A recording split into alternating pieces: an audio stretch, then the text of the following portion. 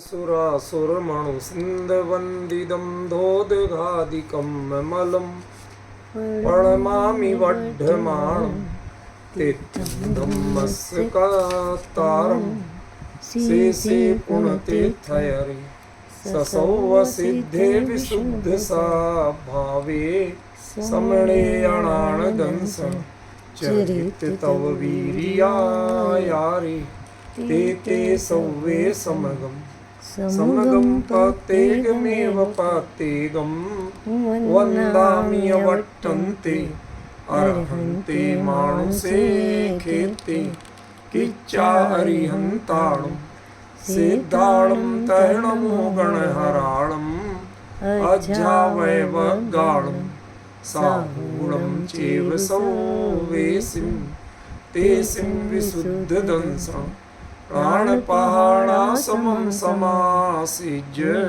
ओवसंपयामि सम्मं जट्टोणिवाण संपत्ति। प्रवचन सार परमागम ज्ञान तत्व प्रज्ञापन महाधिकार गाथा 50 पृष्ठ 89 89 उपज्जदि जदिणाणं कमसो अट्ठे पडुच्चणाणिस तम्लेव हवदिणिच्यं णखाई गमलेव सौवगदम। पहले अर्थ कर लें, फिर प्रॉपर चर्चा अपनी शुरू होगी। यद्यपि पोन्नूरमलई में पहले दिन इसकी चर्चा चली थी, पर वो हमारे स्वाध्याय का क्रम नहीं था, तो थोड़ा दूसरी बेसिक जानकारियाँ उसमें ज़्यादा थी। आज गंभीर चर्चा इसकी रहेगी। यदि यहाँ से गाथा शुरू होती है, यदि णाणिस्यणाणम, ज्ञानी का ज्ञान। अब ध्यान रखना है, या ज्ञानी माने सम्यक ज्ञानी आदि नहीं, ठीक है। ज्ञानी माने ज्ञानम अस्य अस्ति इति ज्ञानी, ज्ञान जिसमें पाया जाता है। तो बताओ किसमें नहीं पाया जाता? निगोदिया में भी पाया जाता है, भले ही पर्याय ज्ञान हो, ठीक है ना। तो ज्ञानम अस्य अस्ति इति ज्ञानी, ज्ञान इसमें है, बस उसका नाम ज्ञानी, ठीक है। यहाँ ज्ञानी माने सम्यक ज्ञानी, मिथ्या ज्ञानी, या कोई संसारी या मोक्ष मार्गी, ऐसा कुछ अर्थ नहीं, कोई अर्थ नहीं, सिंपल अर्थ है। जिसमें ज्ञान पाया जाए वो ज्ञान, ठीक है ना। ज्ञान जिसका स्वभाव हो वो ज्ञान। आत्मा मात्र को ज्ञानी कहा है। यहाँ ज्ञानी का अर्थ न केवल ज्ञानी है, न सम्यक ज्ञानी, ज्ञान स्वभावी आत्मा, ज्ञान जिसमें है ऐसा आत्मा, ठीक है। तो णाणिस्यणाणम, ज्ञानी का ज्ञान, यदि कमसो, क्रम से एक बात, और अट्ठे पडुच्च, पदार्थ की प्रतीति करता हुआ, उपज्जति, उत्पन्न होता है, तम, तो वह ज्ञान, णेव, कदापि नहीं, हवदि होता है, ऋच्चम, पहले तो वो नित्य नहीं हो सकता, णखाईगम, ना छायक हो सकता है, णेव सर्वगतम, और ना ही सर्वगत हो सकता, ठीक है ना। इसमें आप देखेंगे कि ऋच्चम शब्द एक अतिरिक्त प्रयोग हुआ है, जो अभी तक की गाथाओं में नहीं आया था। पॉइंट समझ लो। छायक की बात आई है, सर्वज्ञता है, सर्वगत की बात आई है, क्या नहीं आई? नित्यता। तो एक तो यहाँ आचार्य देव एक नया पद इंट्रोड्यूस कर रहे हैं, वो है नित्य, और उसको सबसे पहले कहते हैं, ठीक है। लेकिन यहाँ एक प्रश्न करना चाहिए आपको कि आचार्य देव, जो चीज उत्पन्न होती है वो नित्य कहाँ होती? ये आपने कहा ना ऊपर, उपज्जति, उत्पन्न होता है। ऊपर में समझ में आ रहा है? ज्ञानी का ज्ञान अर्थ की प्रतीति करते हुए क्रमशः उत्पन्न होता है। तो आपने बात तो कही ना मानी कि उत्पन्न होता है, माने उत्पन्न होने वाले ज्ञान की बात कर रहे हैं आप, त्रिकाली ज्ञान स्वभाव की बात नहीं कर रहे। ठीक है, क्लियर हुआ? तो जो ज्ञानी का ज्ञान जो उत्पन्न होता है वो ज्ञान पर्याय, वो ज्ञान पर्याय नित्य कैसे हो सकता है? जब आप स्वयं कह रहे हो कि उत्पन्न होता है, तो जो चीज उत्पन्न होती है वो नित्य हो ही नहीं सकती। तो यदि वो नित्य नहीं होती है तो उसमें आपत्ति क्या? फिर आप ऐसा क्यों कह रहे हो कि वो नित्य नहीं हो सकता है, वो क्षायक नहीं हो सकता है, वो सर्वगत नहीं हो सकता है? तो चलो और चीजें तो हम मान लेते हैं कि क्रमशः होने के कारण वो क्षायक नहीं है, सर्वगत नहीं है। जब क्रमशः एक एक की प्रतीति करेगा तो वो सबको कैसे जान पाए? ठीक है, तो इन बातों में हमें विरोध नहीं।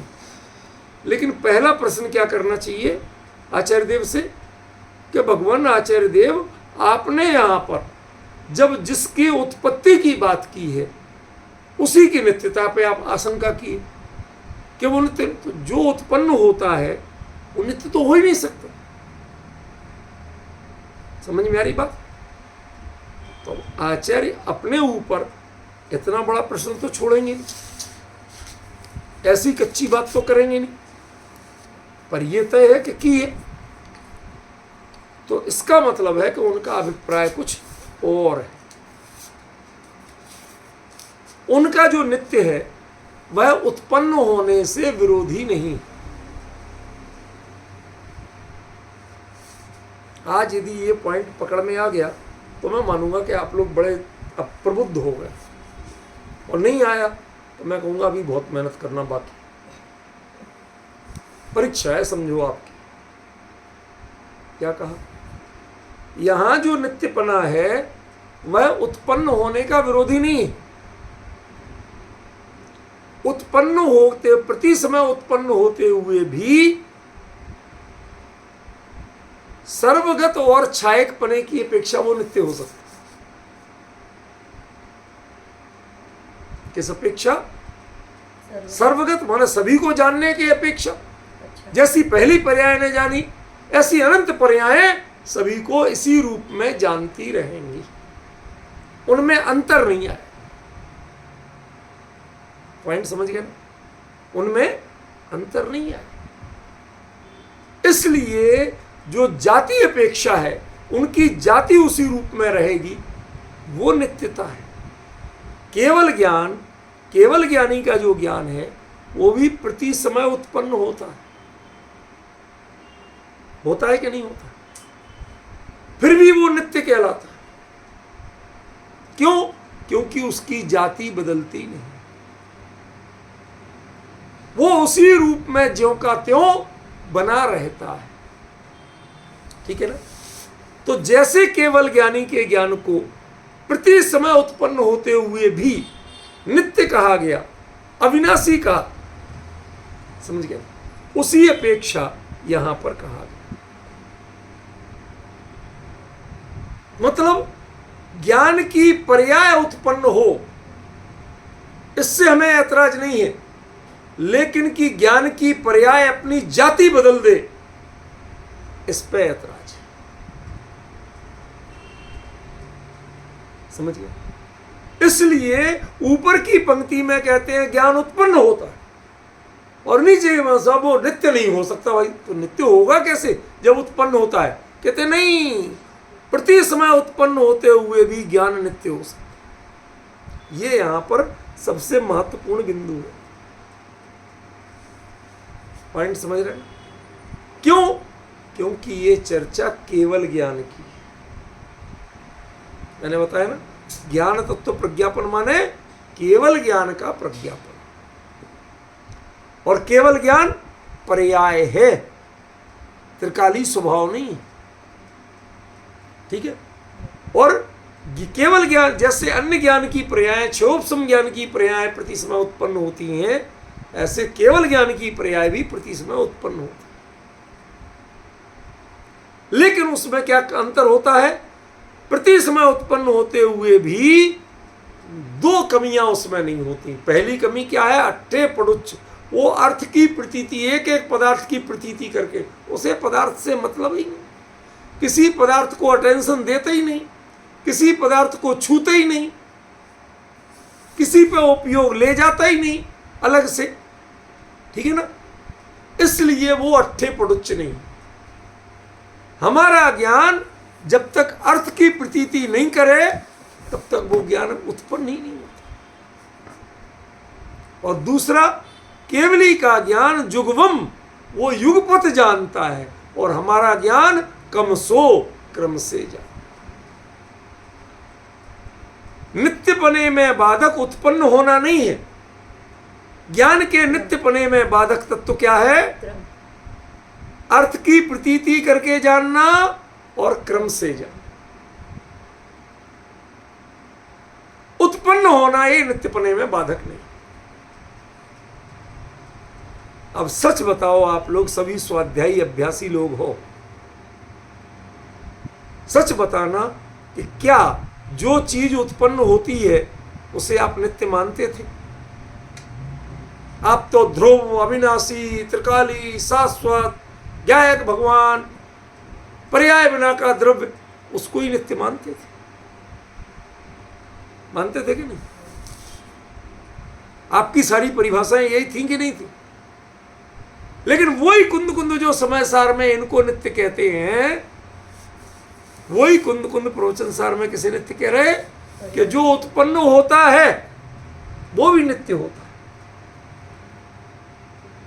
उत्पन्न, प्रति समय उत्पन्न होने वाला ज्ञान भी नित्य हो सकता है। कब? कि दो गलतियां ना करें। कौन कौन सी? एक तो अर्थ की प्रतीति करके उत्पन्न ना हो, और दूसरा क्रम से नहीं आए। माने ज्ञान में प्रति समय उत्पन्न होना ये कोई दोष नहीं है, ये कोई बाधा नहीं है, ये कोई अपराध नहीं है। समझ में है ना? माने पर्याय रूप में जो परिणति है, वह पर्याय की परिणति अपराध नहीं है। और समय सार कहता है तुमने पर्याय का नाम भी ले लिया, तुम तो अन्य मतियों निकल के जाओ बाहर, मत हो हमारे यहां। तुम कोई जैन हो क्या? पर समय हो, अन्य मती हो।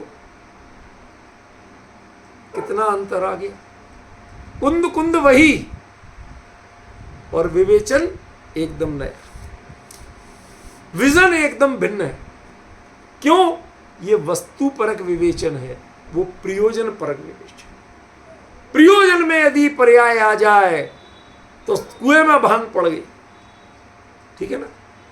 और वस्तु से पर्याय निकल जाए तो मोक्ष मार्ग ही खत्म हो जाए। फिर काय को मोक्ष जाना, क्या करना? जब पर्याय है ही नहीं तो फिर मोक्ष भी नहीं होना। सांख्य और क्या मानता? पुरुष कूटस्थ नित्य। तो तुमने पुरुष का मोक्ष कैसे कहा? फिर मोक्ष किसको होता? समझ गए? वो बड़ा कंफ्यूजन में है, किसको मोक्ष कहे? प्रकृति को मोक्ष का, उनके यहां दो ही चीजें हैं, प्रकृति और पुरुष, ठीक है ना। तो प्रकृति माने बाकी सब, और पुरुष माने आत्मा।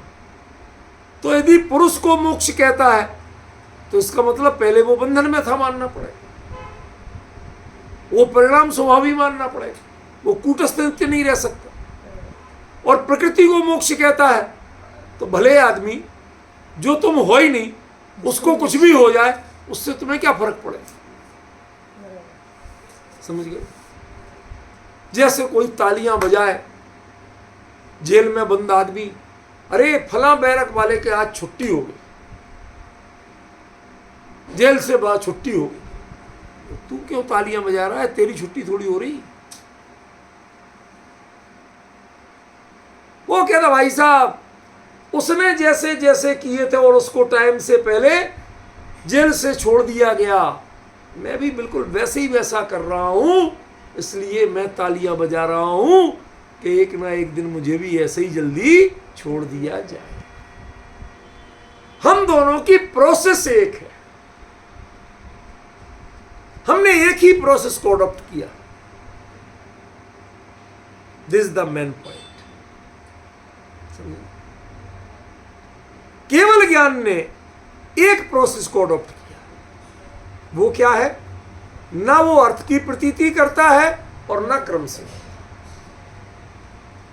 अब वो प्रति समय उत्पन्न होके भी नित्य रहेगा, अविनाशी रहेगा, क्षणभंगुर नहीं रहेगा। और तुम मोक्ष कोई नहीं मान सकते, भले आदमी, ना प्रकृति को मोक्ष है और ना पुरुष को मोक्ष। क्यों? प्रकृति तो जड़ है, उसे मोक्ष होगा कैसे?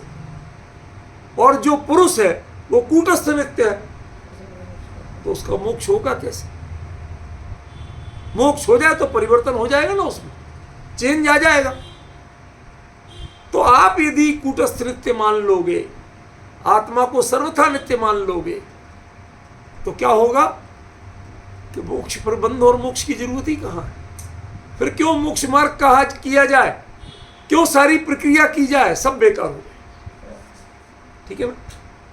लेकिन समय सार कहता है यदि तुम पर्याय दृष्टि बनाए रखोगे तो तुम्हारा कल्याण होने वाला नहीं। तुम्हारा दिमाग तो वहीं रखा, काम तुम्हें ये करना था और दिमाग कहां रखा? तुम पढ़ ही नहीं सकते। जैसे आजकल बच्चे डांट दो तो खोल के बैठ जाते, लेकिन बगल के कमरे में जो क्रिकेट की कमेंट्री चल रही, मैच चल रहा, दिमाग वहीं लगा रहता है, कान वहीं लगे रहते हैं। कैसे देखते हो? चेहरा खिल जाता है जब वहां चक्का पड़ने की आवाज आती है, चेहरा खिल जाता है। पढ़े क्या, इस पे नहीं खिलता है चेहरा, समझे क्या, इस पे नहीं खिलता, लेकिन छक्के की आवाज पे आ जाता, खिल जाता है। इसका मतलब तुम खोल के बैठे तो बुक हो अपनी, लेकिन दिमाग तुम्हारा कहीं और रखा। समझ रहे? यही कमी है यहां हमारे ज्ञान में। कमी क्या है? हम अर्थ की प्रतीति से जानते हैं, हमें वो छक्के पे, वो कान में आवाज आई, उसकी प्रतीति करके तो जान रहे हैं, जो सामने जानने में आ रहा है उसको नहीं जानते। कभी हम इसे जानते हैं, कभी हम उसे जानते हैं,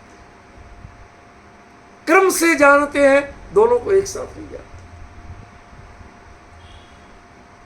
अर्थ की प्रतीति है सबसे खतरनाक, ये बेड़ियां हैं।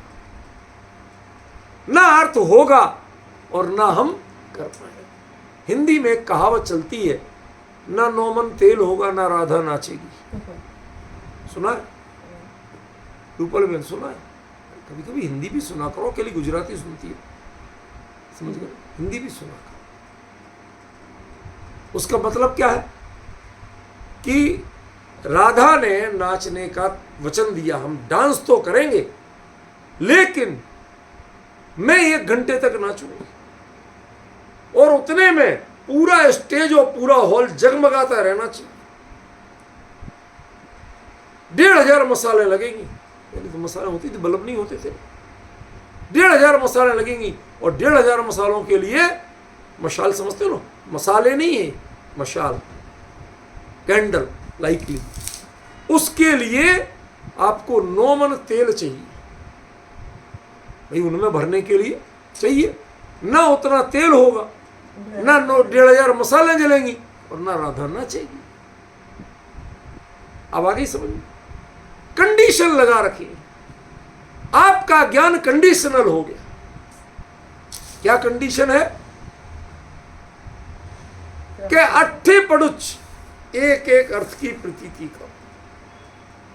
ये क्या है तो ये क्या है, ये क्या लेना देना? ऐसे समझो शांति भाई, बड़े सरल भाषा में समझाता हूं कि एक जगह मंदिर गए आप दर्शन करने, वहां आपको 500 का नोट पड़ा देखा,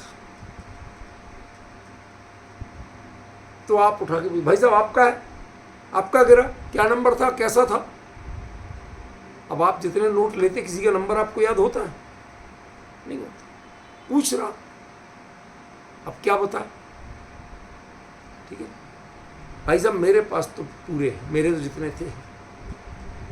तो तू छोड़ना, चल, तू भगवान के दर्शन करने आया तो दर्शन भी नहीं कर रहा और घर भी नहीं चल रहा, मैं तो दर्शन भी कर लिए।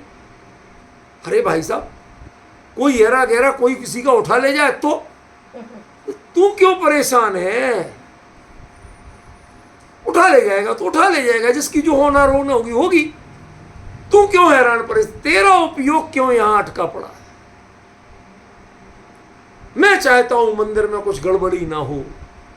अच्छा भैया, सुबह से शाम तक पूछा, कोई ने भी नहीं कहा कि मेरा। अब क्या करोगे? तुम ले जाओगे कि अपनी ओर से गुल्लक में दान करोगे?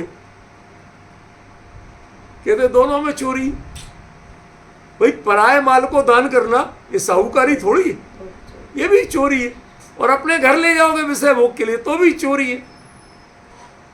पर में उपयोग अटकना ये चोरी की निशानी है ज्ञान के लिए। ज्ञान के लिए बड़ा भारी अपराध है। आप अर्थ की प्रतीति की क्यों तुमने? जो जानने में आ रहा वो जान लो सहजता से। तुम अर्थ की प्रतीति, ये किसका है भाई साहब? ये 500 का नोट किसका है? ये प्रश्न तुम कर क्यों रहे हो भाई साहब? यहां पड़ा था तो पड़ा था। बहुत से लोग दर्शन कर गए, उन्होंने तो नहीं किए प्रश्न। उन्हें जिज्ञासा नहीं हुई कि ये किसका है। तुम्हें क्यों हो रही है? तुम फ्री में साहूकार भी बनना चाहते हो और मन में चोर। साहूकार क्या? अरे भाई साहब, मैं तो सबसे पूछ रहा था, जब किसी ने नहीं कहा तो मैंने जेब में रख ली। तो तुम्हारी जो साहूकारी थी वो असल में चोरी को वैध बनाने के लिए थी। जैसे आजकल लोग खेती की, इंडिया में खेती की जमीन ले लेते, एग्रीकल्चर लैंड, उन्हें खेती नहीं करना, कुछ नहीं करते। किसी को ऐसी दे दी, हाँ भाई तुझे चारा वारा लगाना, लगा ले, कुछ भी कर ले। अब वो क्या करेंगे? उनके जो नंबर 2 की कमाई साल भर में यदि 10 लाख की है, तो नंबर 2 की कमाई के लिए वो क्या करेंगे? एग्रीकल्चर की इनकम दिखा दें। क्यों? गवर्नमेंट एग्रीकल्चर की इनकम पर टैक्स नहीं लेती। बाकी नंबर 2 की कमाई करोगे, कुछ भी बताओगे तो उस पर टैक्स देना पड़ेगा। अब डिफरेंस समझ रहे क्या कह रहा हूं मैं? समझ रहे ना? एग्रीकल्चर करने के लिए, खेती करने के लिए आपने एग्रीकल्चर लैंड नहीं ली। किस लिए ली है? टैक्स चोरी करने के लिए एग्रीकल्चर लैंड। वो खेत पड़े हैं, किसी से भी कहा ठीक है उगा लो, तुम्हें जो उगाना, जो करना है कर लो, हम कुछ नहीं कहेंगे। जो पैसा देना हो हमारी जमीन का दे देना, किराया भाड़ा। खेती नहीं करना है उस खेत, जमीन काय की है? खेती की। और खेती करना काय के लिए ली है? टैक्स चोरी को, ब्लैक को व्हाइट बनाने के लिए ली। सरकार को टैक्स नहीं देने के लिए ली। उतना पैसा और खेती का दिखाता है और ठाट से बैंक में जमा कर देता, व्हाइट का पैसा भाई साहब, फसल बेच के लाए। ठीक है, अब डिफरेंस समझ में आ रहा? यह अट्ठे पड़ुच्च का आप पदार्थ की प्रतीति करते हो, लेकिन जो पदार्थ की प्रतीति करते, भाई साहब हम तो किसान आदमी है, देख लो इतनी एग्रीकल्चर लैंड है। अरे तुझे खुरपी ले चलाना आता है क्या? तुझे पत्ता काय का है, पौधा काय का है, इसकी तो अकल है नहीं आज तक। गेहूं और चारे, इनके पौधों में भेद करना तुझे आता नहीं है। ज्वार और बाजरा, इनकी पहचान तुझे है नहीं है। समझ में आया? बाजरे के पौधे को मक्के का पौधा कहता है। ऐसी अकल वाला जीव जब अपने आप को खेती बाड़ी वाले के बताता है, देखो साहब मेरी 1000 एकड़ जमीन है, इससे मेरे इतनी कमाई होती है और एग्रीकल्चर की कमाई पर सरकार ने टैक्स की छूट दी हुई है, लिहाजा इतना पैसा मुझे टैक्स नहीं देना है, ये तो मेरी एग्रीकल्चर की कमाई। अरे एग्रीकल्चर की जिससे कमाई होती है उसे वनस्पतियों में अकल तो होती है पहचानने की कि कौन सी क्या है। तुझे उतनी भी तो पहचान नहीं है और ऊपर से अपने आप को किसान कहता है और किसानी की आमदनी, खेती की आमदनी में छूट पाना चाहता है। तू ठग है और कुछ नहीं। तेरा ज्ञान वो ठग का ज्ञान है, चीटर का ज्ञान है। समझ गए? तुम कभी भी नित्य नहीं हो सकते, तुम कभी भी क्षायक नहीं हो सकते। समझ गए? मैं एक छोटा सा घटनाक्रम बताना चाहता हूं। वाल्मीकि, वो हिंदुओं के जो रामायण लिखी ना जिन्होंने, वो वाल्मीकि कवि पहले डाकू थे, लूटते थे लोग। तो एक बार कुछ लोग आ रहे थे साधु, उन्होंने उनको भी बांध दिया, भैया पैसे दो, हमें तो पैसे से मतलब, हमारा धंधा ही है ये लूटने का। तो एक साधु बोला कि भाई तुम ये किसके लिए करते हो? अरे बाल बच्चे हैं हमारे भी, घर परिवार है, उनके लिए करते हैं, लूटते हैं हम। कहते ठीक है, कोई बात। तो जो तुम पाप कर रहे हो लूटने का, लोगों को मारते पीटते हो, तो इस पाप का उनके लिए कर रहे हो ना, तो ये पाप में शेयर होल्डर वो भी होंगे, हिस्सेदार होंगे, भागीदार होंगे, क्यों नहीं होंगे? एक बार पूछ तो आओ। कहते हैं बड़े चतुर हो, हम उनसे पूछने जाए तुम भाग जाओगे। कहते मैं पेड़ से बांध जाओ। बांध दिया, गए घर पे, पूछा कि भाई साहब कोई किसी के कर्म में भागीदार हो ही नहीं सकता, सबको अपना स्वयं किए जो कर्म सुभासु। और मैं तो ठगा गया। आए लौट के, अब साधु बनो, उन साधुओं की संगत में खुद लग गए। अब साधु बनना तो बहुत आसान था, चोला पहनना, लेकिन अंदर से साधु वृत्ति जगना वो थोड़ा कठिन। कई साल ऐसे ही साधु बने। एक बार वो देखती कि चकवा चकवी का जोड़ा था, वो बेचारा नदी के किनारे चांदनी रात में आराम से खेल रहा था, ठीक है ना। एक बहेलिया आया, उसने तीर मारा, उनमें से एक मर गया।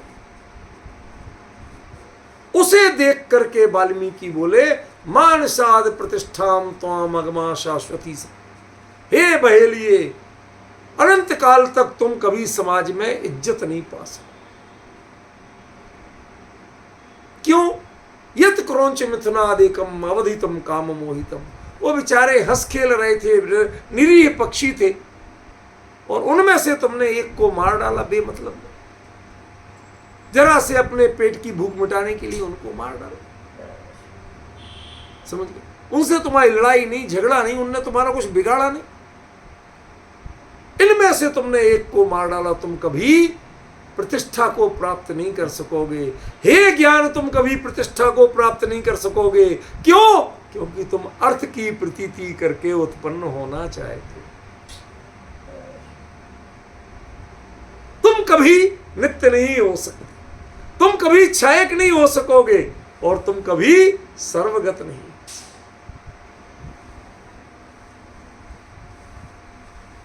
पॉइंट समझ में आया? थोड़ा क्या कहना चाहते हैं आचार्य? अब इसमें एक पहले पॉइंट पे दोबारा आते हैं, क्योंकि अब गाथा का गंभीर जो रहस्य वो बताना है ना। रणिस ज्ञानी मतलब किसी आत्मा को दर्शनी नहीं कहा गया, अगुर लघु गुण वाला नहीं कहा गया। ये सब में है कि नहीं है? क्या पहचान है? आत्मा ज्ञानम स्वयं ज्ञानम ज्ञानादन्यत करोति। ज्ञान के अलावा कुछ नहीं करता आत्मा। अरे श्रद्धान भी तो करता है, आचरण भी तो करता है, सुख का समय, सुख का वेदन, सुख गुण, सुख को थोड़ी जानता। रसगुल्ले को मिठास का स्वाद पता नहीं, मीठा तो है, चाशनी में डूबा पड़ा है, लेकिन उसे मिठास कैसी होती है पता नहीं है। ये पता तो खाने वाले को होता है डिफरेंस। ऐसे ही उस ज्ञान को स्वयं का पता नहीं, लेकिन फिर भी ज्ञान ज्ञान है।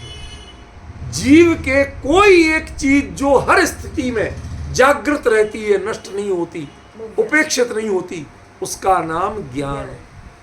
निगोद में भी चला जाए जीव तो निगोद में भी ज्ञान जीवित रहे, चाहे पर्याय ज्ञान सही, श्रद्धा गुण की परिणति, उसकी व्याख्या नहीं कर सकती। आपने बताया, ध्यान देना क्या कह रहा हूं, ऊपर बहन गंभीर बात। श्रद्धा गुण की परिणति की निगोद में व्याख्या नहीं कर सकते, डेफिनेशन नहीं बता सकते कि वो किसकी श्रद्धा करता है। देह में अपनापन करता है, अरे भले आदमी, उसकी देह होती कहां है, वो तो विदेही होता। मैंने कहा था ना, कभी मौका लगा, जिस दिन मूड कर गया उस दिन निगोद के जीव की ऐसी महिमा बताऊंगा कि आपको एक बार थोड़ी बहुत तो मन करने लगे, एक बार विजिट करा। क्या हम तो देह में एकत्व ममत्व करके दुखी होते हैं, हमें देह से भेद विज्ञान करना, उसे वो भी नहीं करना। क्यों? देह है ही कहां उसके भले आदमी के पास। एक श्वास में 18 बार जन्म, 18 बार मरण जिसे करना हो, वो शरीर पर्याप्ति पूर्ण होने में न्यूनतम अंतर मुहूर्त लगता है, न्यूनतम। समूर्छन आदि के भी न्यूनतम अंतर मुहूर्त लगता है। उतना भी समय जिसके पास हो, एक सांस में 18 बार जन्म और 18 बार मरण, कब शरीर पर्याप्ति पूरी? और जब शरीर ही नहीं है तो वो कितने इंद्रिय जीव है? उसकी इंद्रियों से पहचान नहीं है। वो वनस्पति काय के अंतर्गत आता है, लेकिन इंद्रियों से उसकी पहचान नहीं। चूंकि वनस्पति काय एक इंद्रिय कहलाता है, इसलिए आप एक इंद्रिय उसे कहते हो। खरेखर तो वो बिना इंद्रिय का है। समझे? रूपल बहन बहुत थकी हुई हो आज है? हमारे सामने जरा सावधान मुद्रा में बैठा, थके थकाई नहीं। यदि हम थकने लगे तो फिर ये चर्चा कहीं की कहीं पहुंच जाएगी। क्या कहा? वो निगोदिया जीव जो है ना, उसके जागृत कोई चीज है जीवित, तो वो सिर्फ ज्ञान है। श्रद्धा के लिए विपरीत करना हो तो कोई ना कोई आश्रय करने को तो चाहिए। किसमें अपनापन करे? हम तो कह सकते हैं जहां दे अपनी नहीं तान अपना कोई। तुम्हारे देह है, जब तो अपनी और पराई की बात करते हो, उसके तो देह है ही नहीं, किसमें अपनापन करे? इसलिए निगोद की अवस्था में भी जीव की यदि कोई पहचान है तो वो ज्ञान है। वो ज्ञान अविनाशी चीज है, हर अवस्था में रहता है, जागृत रहता है। इसलिए ज्ञानी का ज्ञान, ये ज्ञानी क्यों कहा? संपूर्ण जीवों का प्रतिनिधित्व शब्द है ज्ञानी। आप आत्मा कहेंगे तो वो हर जीव को प्रतिनिधि नहीं बन पाए, हर पर्याय का प्रतिनिधि नहीं बन पाएगा। जिसे अपने स्वरूप का पता ही नहीं है, उसे आत्मा कहने से फायदा क्या? जैसे कोई व्यक्ति सप्त विषण का नतिचार पालन करता हो, देव दर्शन कभी करता ही नहीं हो, है? दिन में रात में खाने का, पाचन, किसी चीज का विवेक ही नहीं है, पता ही नहीं है। वो अब जैन कुल में पैदा हुआ गलती से, तो उसे जैन किस आधार पे कहोगे? एकाध तो लक्षण बता दो समझ में। हमने ऐसे ऐसे जैन कुल में उत्पन्न देखे कि सवेरे यदि कुल्ला करना होता था ना, तो बोतल का ढक्कन खोल के ऐसे निकाल के कुल्ला कर लेते थे। या बोतल माने, हाँ, उसी बोतल की बात कर रहे, आपके पानी की बोतल की बात नहीं कर रहे। कुल्ला भी उससे करते थे। ऐसे ऐसे नशेड़ी, ऐसे ऐसे पियक्कड़, उनको किस मुंह से जैन कहें? एकाध तो लक्षण मिलना चाहिए। ऐसे ही श्रद्धा वाला, चारित्र वाला, सुख वाला, वीर्य वाला, क्या कहोगे उन्हें? उस अवस्था में कह सकते हो तो एक ज्ञान वाला कह सकते हैं। क्यों? वो फंक्शन कंटिन्यू चालू है, वो नित्य है। ज्ञान का परिचय, ज्ञान की प्रक्रिया वो नित्य है। लेकिन यदि वो अर्थ की प्रतीति करके होता है तो टेक्निकली उसे नित्य नहीं कह सकते। क्या कहा? टेक्निकली वो नित्य है, क्योंकि निगोध अवस्था में भी एक ही गुण, एक ही परिणति अपने आप को जीवित रखती है, पहचान दिलाती है। एक जमाना था कि जब हार्ट डेड को डेड माना जाता था, ठीक है ना। पहले सांस नहीं आ रही तो भैया निपट लिया, हार्ट नहीं धड़क रहा तो निपट लिया, क्यों, आंखें नहीं झपक रही, निपट लिया। लेकिन फिर कहने लगे ब्रेन डेड इज डेड, दिमाग डेड हो गया, कोई फंक्शन नहीं कर रहा तो निपट लिया। भाई साहब, इसके आगे की भी परिभाषाएं आ गई हैं। मेडिकल साइंस कहती है कि ब्रेन डेड किसी का हो जाए स्ट्रोक आदि पड़ने से तो भी इंसान जिंदा होता है, उसे हम मुर्दा डिक्लेयर नहीं कर सकते। ब्लड सर्कुलेशन चल रहा है, शरीर में ताप बना हुआ है उसके, कैसे डेड कहें, समझ गए। तो कहीं तो टिकोगे, किसे डेड कहोगे, कोई तो परिभाषा बनाना पड़ेगी। तो नित्य कौन, कौन नित्य नहीं हो, ज्ञान नित्य है, वो कभी नष्ट नहीं होता, अक्षय तत्व है ज्ञान। किसी पर्याय से एक जीव के ज्ञान को नष्ट नहीं कर सकते आप, सब कुछ को नष्ट कर सकते। सब कुछ गायब हो सकता है, सब कुछ पिक्चर से गायब हो सकता है, लेकिन एक चीज गायब नहीं हो सकती। थिएटर में मूवी देखिए कभी, थिएटर में मूवी देखिए कभी, पिक्चर के सारे रंग गायब हो सकते हैं, पर्दे का रंग गायब हो सकता है, वो तो बचा रहेगा ना। ज्ञान पर्दे की तरह है जिस पर सारे गुणों की पिक्चरें चलती, सारे रंग दिखते हैं, ज्ञान उस पर्दे की तरह है, वो कभी गायब नहीं होता, वो नित्य है। जो नित्य है उसके लिए आचार्य कहते हैं तू नित्य नहीं हो सकते। अब आपको कंट्रोवर्सी समझ में आ रही, जो जिसका परिचय ही नित्य है, इससे उसके कारण तो आत्मा को ज्ञानी कहा। यहां ज्ञानी का अर्थ ज्ञान वाला, पढ़ा लिखा, क्षोभ संभाल कुछ नहीं है। जिसके ज्ञान कभी साथ नहीं छोड़ता है, जिसका ज्ञान पर्याय ज्ञान ही सही लेकिन हमेशा जीवित रहता है, संदीप्त रहता है, उसका नाम ज्ञानी। वो निगोद का जीव भी ज्ञानी है। उपल बहन, जिसके ज्ञान की पहचान ही नित्यपना है, कभी साथ नहीं छोड़ता, वो ज्ञान नित्य नहीं हो सकता। अब आचार्य ने क्या कहा, अब समझ में आ रहा, ये नित्य विशेषण, नित्य की बात क्यों छेड़ी। कहते अकेले तुम जिंदा हो, इससे नित्य कौन कहता। घर में बूढ़ा कोई पैरालिसिस होके कोमा में चला गया हो, पड़ा हो, अब क्या कहोगे, कौन है, कौन पत्नी सौभाग्य बनाएगी।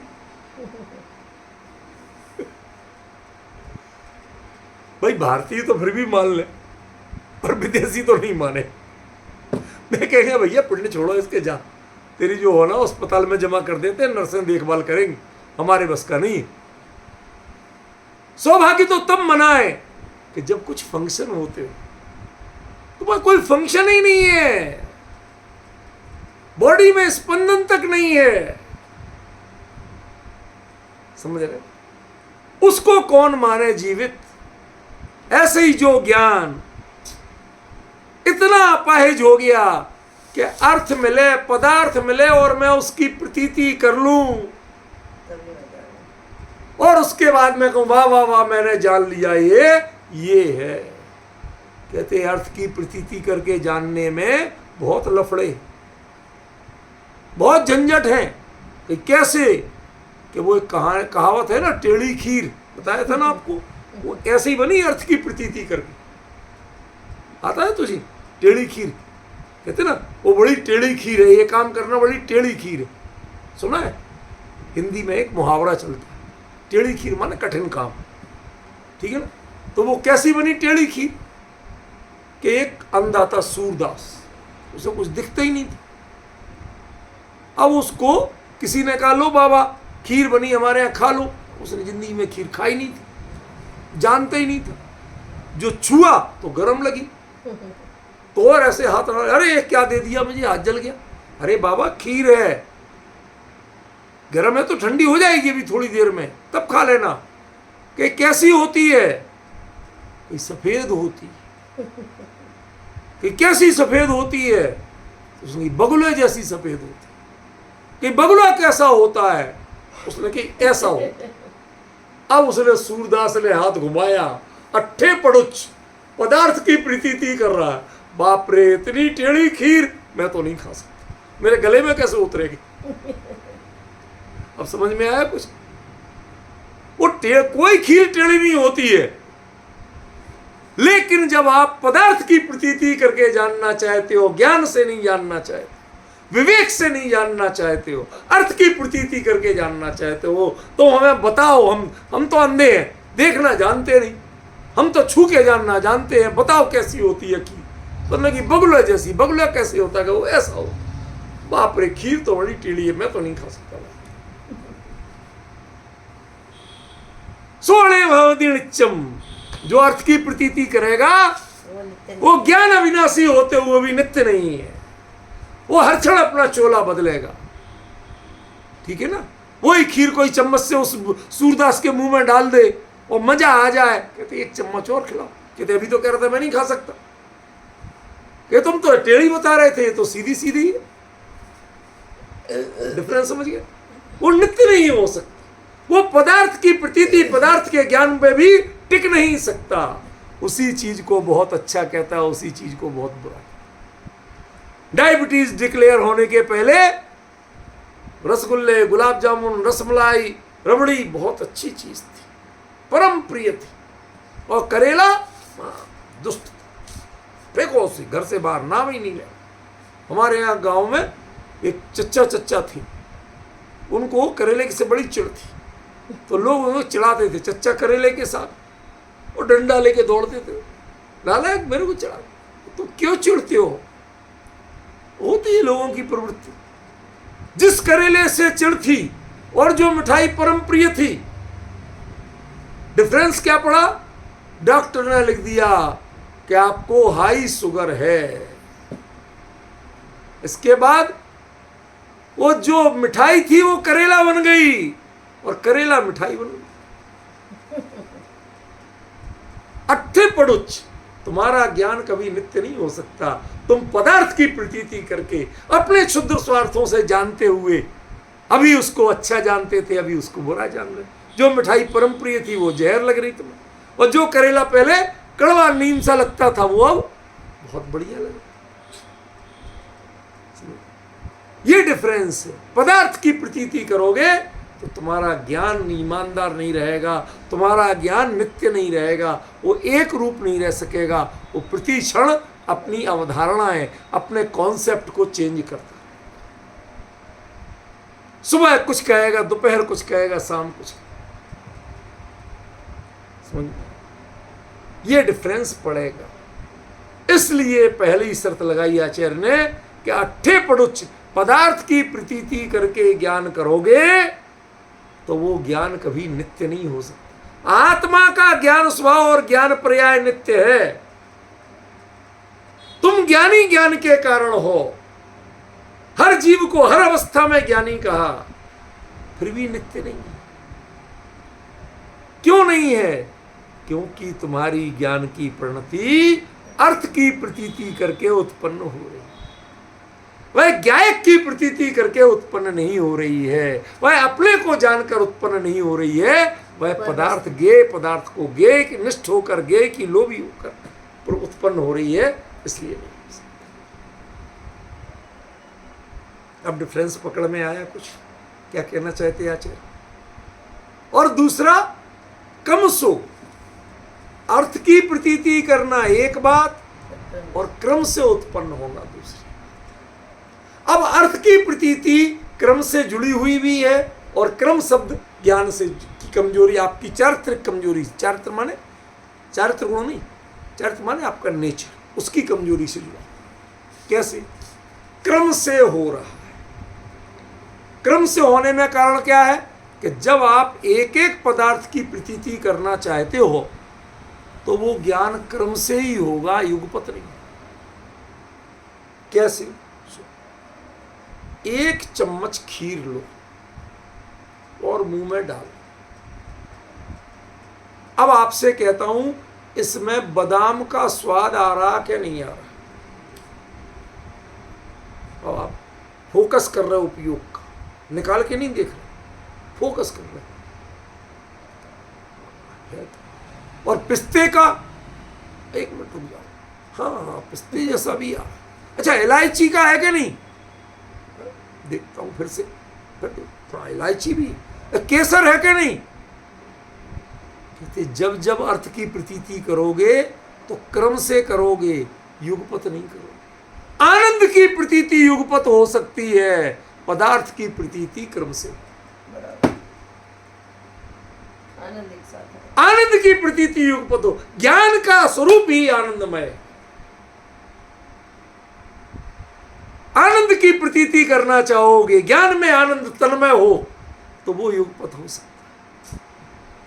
लेकिन ज्ञान में ज्ञेय की प्रतीति जब जब करना चाहोगे, पदार्थ की प्रतीति करना चाहोगे, तो वो क्रम से ही होगी, वो युगपत नहीं हो सकता। आप खीर का मजा लेते हो, अब उसमें क्या क्या डला था ये हमें पता, और खीर में मजा नहीं आया तो क्या क्या डला था इससे हमें मतलब। खीर बनी और उसमें तुमने कहा अरे साहब 150 रुपए किलो के चावल लाए थे, रूपल बहन तो 250-300 की भी कह सकती है। क्यों? क्योंकि क्या दीनारों में मिलता ना, रुपयों में नहीं मिलता। समझ में? गड़बड़ होती है बहुत कुछ। कितना महंगा लाए थे फिर भी मजा नहीं। हमारे यहां बड़ी खोटी कहावत चलती, बकरी अपनी जान से गई, राजा जी को स्वाद ही नहीं आया। नॉन वेजिटेरियन की बात है, अच्छी बात नहीं है कोई, लेकिन कहावत है। ऐसे ही जब आप पदार्थ की प्रतीति करते हुए प्रवृत्त करते हो ज्ञान को, तो क्या होता है? वो पदार्थ पे फोकस रह जाता है, आनंद पे फोकस।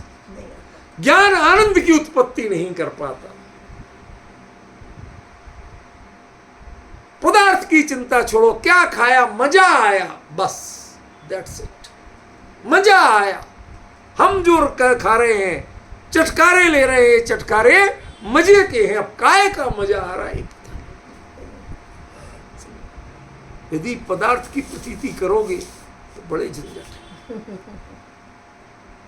वो बताया था ना, सेठ जी के यहां से भगोना भर के केसर बादाम इलायची की खीर पंडित जी के यहाँ पहुंचाई गई।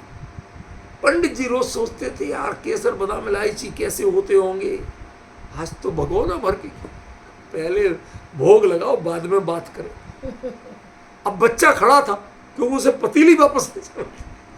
अम्मा ने कहा था सेठ पंडित जी को खीर खिलाया ना, पतीली तो ले आना हमारी। तो वो खड़ा था, पंडित जी ने सपा सब पहले आधी खा ली। उसके बाद में पूछते, थोड़ा होश आया, अब अर्थ की प्रतीति करने लगे।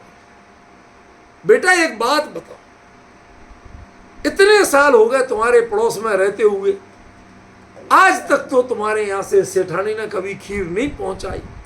आज क्या मेरे में कौन से सुरखाब के पर देख लिए जो इतनी बढ़िया खीर पहुंचाई? कहते पंडित जी वो कुत्ता झूठी कर गया था, नहीं तो आज भी नहीं। अब जो ही अर्थ की प्रतीति हुई, वो खीर जो अभी स्वादिष्ट लग रही थी, मजेदार लग रही थी, उसमें कुत्ते की लार दिखी। कुत्ते की लार का स्वाद नहीं पता था, लेकिन अर्थ की प्रतीति आ गई, क्योंकि उसने कह दिया था इसमें कुत्ता झूठा कर गया। पंडित ने कभी कुत्ते की लार चखी नहीं थी, पता नहीं था। लेकिन देखो मैं बहुत सोच के बोल रहा हूं, प्रतीति के लिए स्वाद जरूरी नहीं, आपको एहसास जरूरी है, स्वाद जरूरी नहीं। ये बहुत बड़ी बात कह दी, बहुत गहरा विषय दे दिया ये रूपल बहन। क्या पंडित को उस कुत्ते की लार का स्वाद कैसा होता है वो जैसे इलायची का स्वाद उसे पता चल रहा था, केसर का चल रहा था, ऐसे उसका स्वाद पता नहीं चल रहा था, लेकिन उसकी प्रतीति जग गई तो सारी खीर वमन में निकल गई, वॉमिट हो गई। वो दिखी जितनी बची थी, फेंक इसको, ले जाए यहां से। ये विपरीत तक क्यों आई? अभी तक तो तुम गीत गा रहा था। प्रतीति है। ज्ञान जब तक आनंद उत्पन्न करता है, ज्ञान आनंद का सहभागी होता है, तभी तक वह नित्य होता है, वो उसका स्वरूप है। यदि ज्यों ही वो अर्थ की प्रतीति करेगा, वो ज्ञान कभी नित्य नहीं हो सकता। आप खीर खा लो, खीर खत्म हो जाएगी, लेकिन 10 दिन बाद तक कहेंगे साहब क्या खीर पर मजा आ गया। ज्ञान बना हुआ, खीर खत्म हो गई, ज्ञान बना हुआ, वो नित्य हो सकता है, आनंद नित्य हो सकता है। लेकिन ज्यों ही अर्थ की प्रतीति की बात करोगे, खेद उत्पन्न हो जाए। क्यों रूपल बहन?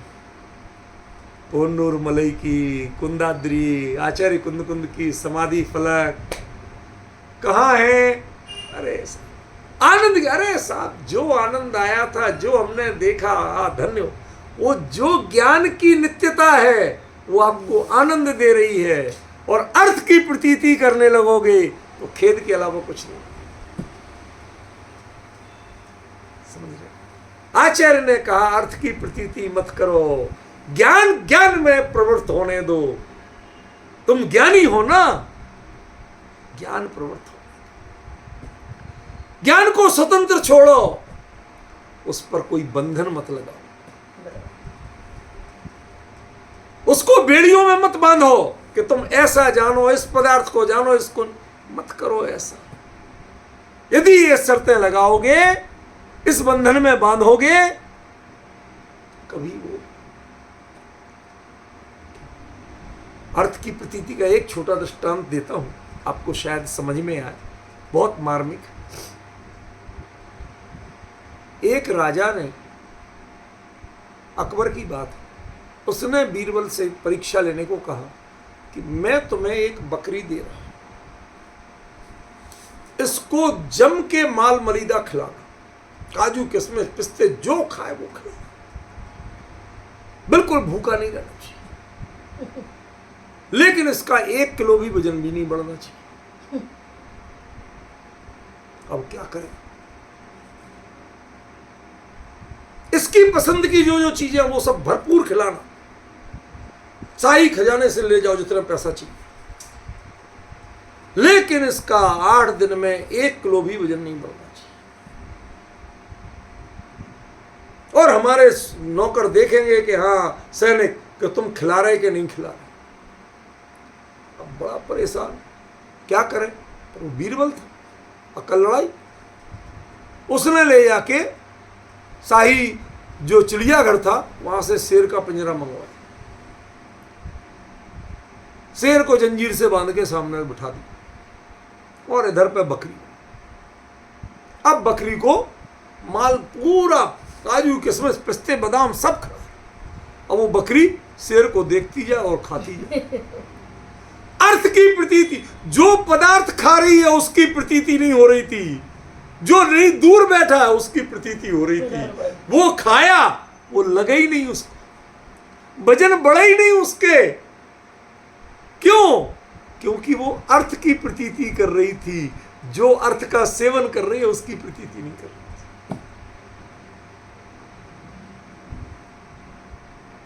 और वो अर्थ की प्रतीतियों से भय उत्पन्न कर रही थी, और भय के कारण उसको वजन नहीं बढ़ रहा, आनंद नहीं आ रहा था। इसलिए आचार्य देव कहते हैं भैया, ज्ञानी के ज्ञान होता है, तू आत्मा ज्ञानी है, प्रत्येक आत्मा ज्ञानी है, ज्ञान अक्षुण्ण स्वभाव है। बस एक गड़बड़ी करते हो कि तुम अर्थ की प्रतीति करके उत्पन्न होने लगते। उत्पन्न उत्पन्न होने से नित्यता का विरोध नहीं है, ज्ञान के उत्पन्न होना इससे नित्यता का विरोध नहीं है। नित्यता का विरोध है अर्थ की प्रतीति करने से। तुम अर्थ की प्रतीति क्यों करते? जैसे ये लोग कहते हैं अरे 3 रोटी हो गई अब बहुत हो गई, तुम गिन के क्यों खाते? जितनी भूख है आराम से खाओ ना। अरे तुम्हें आटा बचा के नहीं, तुम क्यों टेंशन कर रहे हो? तुम्हारा टेंशन का विषय, वो हमारी चिंता का विषय, हम अपने आप देखें। तुम तो आराम से खाओ, समझ गए? स्वाद से खाओ, भूख से खाओ, सबसे खाओ, लेकिन गिन के मत खाओ। हमारे थाली परात में कितना आटा है ये देख के मत खाओ, समझ गया? क्यों? उससे तुम्हें ना स्वाद होगा ना स्वास्थ्य होगा।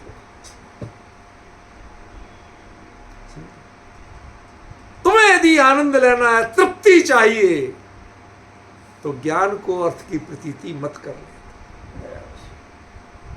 वरना तृप्ति नहीं मिलेगी, आनंद नहीं मिलेगा और ज्ञान कभी नित्य नहीं हो सकता। वो सुबह कुछ, दोपहर कुछ, शाम कुछ बना रहेगा। ये विशेषता है इस गाथा की। अभी तो खाली अर्थ की प्रतीति में बात कर रहा हूं, क्रमशः पे बात नहीं कर रहा। क्रमशः में मैंने इतना बताया कि दोनों तरफ जुड़ता है। वो आपकी कमजोरी भी है और वो अर्थ की प्रतीति का कारण प्रदान है। जब अर्थ की प्रतीति करके जानोगे तो क्रम से ही जानोगे, युगपत नहीं जान सकते। ठीक है ना? एक कोई टेस्ट करने वाला होता है, देखना नमक कम ज्यादा तो नहीं है, तो वो 1 चम्मच लेता है, मुंह में डालता है, ठीक है। उसे नमक का पता होता है, दाल काय की थी इसका पता। तुमने नमक पूछा था, नमक पे उपयोग था, उतले में चली गई अंदर वो। अब क्या पता करूं काय की दाल थी? मीठा तो है कि नहीं है, तो मीठे पे उपयोग था, अब वो चीज अंदर चली गई, काय की खीर थी, हमें पता ही नहीं। यदि किसी अर्थ की प्रतीति में ज्ञान को अटकाओगे तो आनंद की प्रतीति कभी नहीं ले पाओगे।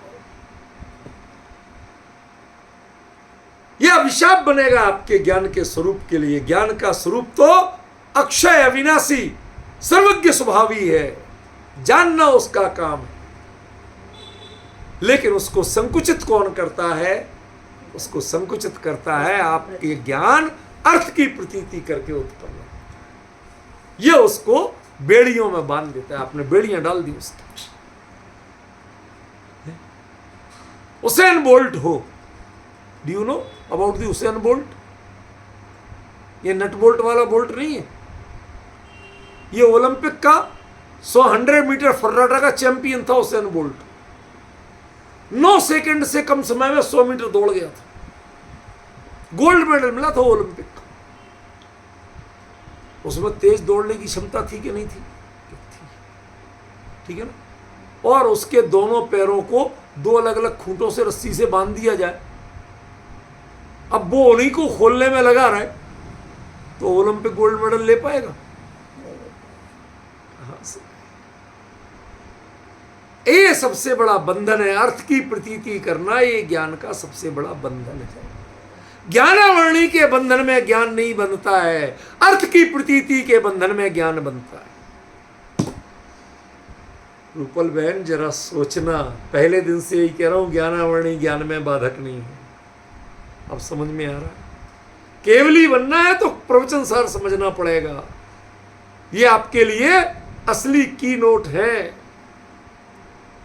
कैसे बनोगे केवली का? ज्ञानावरण का भाव करके बनेंगे। बेवकूफ हो तुम, कभी नहीं बनोगे। केवली बनने के लिए ज्ञानावरण तुम्हें रोका ही नहीं आज तक। ज्ञान को रोका किसने? अर्थ की प्रतीति करके। मैं पदार्थ को जान लूं भाई साहब, कौन सा जान रहा हूं देख तो लूं एक बार। इसने रोका है, इसने ज्ञान को बांधा। ठीक है, आज समय हो गया, अभी ये चर्चा चलेगी और बहुत मर्म से चलेगी। कल आगे इस पर चर्चा करेंगे।